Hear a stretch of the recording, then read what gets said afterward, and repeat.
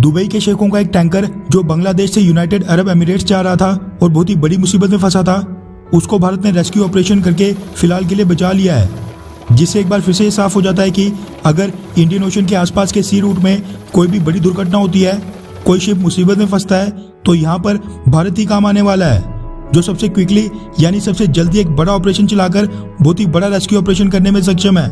यानी Indian ocean में हमारा ही दबदबा रहने वाला है।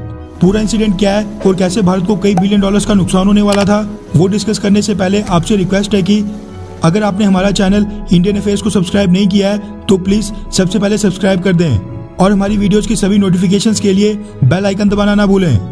दरअसल हुआ ये कि बांग्लादेश से एक LPG gas tanker ship gas योडला यूएई यानी यूनाइटेड अरब एमिरेट्स की तरफ जा रहा था, जिसके इंजन में अचानक से खराबी आने के कारण ये अपने क्रू के कंट्रोल से बाहर हो गया। रिपोर्ट्स के मुताबिक इस टैंकर शिप में 17 क्रू मेंबर्स थे, जिनमें से 8 भारतीय और 9 यूक्रेनियन थे। आउट ऑफ कंट्रोल हुआ ये tanker ship Mumbai high fields की तरफ बढ़ रहा था, जिसकी वजह से एक बड़े एक्सीडेंट और कई बिलियन डॉलर्स के नुकसान का खतरा पैदा हो गया था। जिनको वैसे नहीं पता कि मुंबई हाई फील्ड्स क्या है और ये कौन सा एरिया है, उनको बता दूं कि ये मुंबई के तट से करीब 170 से 180 किलोमीटर दूर एक ऑफशोर ऑयल फील्ड है, जिसको ओएनजीसी ऑपरेट करती है। ये ऑयल फील्ड डिस्कवर हुई थी 1964 में और सर्वे के बाद यहाँ पर एक्सप्लोरेशन का काम शुरू हुआ 1974 में। हमारी टोटल कंजप्शन का 10% के आसपास क्रूड ऑयल यहीं से आता है, जिसके चलते ये भारत का बहुत ही बड़ा इंपॉर्टेंट एसेट है, जिसकी वर्थ कई बिलियन डॉलर्स की है। ये मुंबई हाई फील्ड खतरे में तब आ गया था जब यूएई की तरफ जा रहा ये tanker ship out of control होकर इसी तरफ बढ़ने लगा। इससे हमारे कई बिलियन डॉलर्स का नुकसान भी हो सकता था, क्योंकि ये tanker ship Mumbai high field की जो एक D1 फील्ड है उसके करीब 20 नॉटिकल माइल्स यानी 37 किलोमीटर के पास तक आ गया था, जिसको देखते हुए इमरजेंसी बेसिस पर ओएनजीसी ने इंडियन कोस्ट गार्ड के साथ मिलकर एक जॉइंट ऑपरेशन चलाया।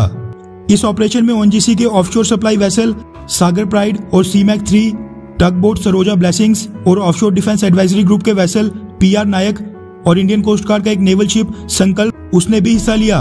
यानी भारत ने ये ऑपरेशन बहुत ही लार्ज स्केल पर चलाया था, जिसमें भारत के 5 से 6 नेवल वेसल्स और शिप्स शामिल हुए, जिन्होंने दुबई के टैंकर शिप का कंट्रोल अपने हाथों में लेकर उस पर रिपेयर वर्क करने के बाद इस टैंकर शिप का इमरजेंसी जनरेटर स्विच ऑन कर दिया, जिसके बाद ओएनजीसी के वेसल सागर प्राइड ने इसको टो करके रास्ते से हटाया था। वैसे ये पहली बार नहीं है जब भारत ने इस तरह का रेस्क्यू ऑपरेशन चलाया हो। हाल ही में जब श्रीलंका कोस्ट के पास ही एसिड्स और केमिकल से भरा शिप डूब गया था, श्रीलंका को भी तब भारत की याद आई थी।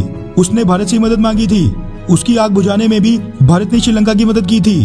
बस यही कारण है कि इंडियन ओशन में क्वाड समेत ब्रिटेन, फ्रांस और बाकी दुनिया के सभी प्रमुख देश भारत के साथ साझेदारी मजबूत करना चाहते हैं। खैर, आपको क्या लगता है कि क्या भारत को इंडियन ओशन में कोई टक्कर दे सकता है, हाँ या फिर नहीं?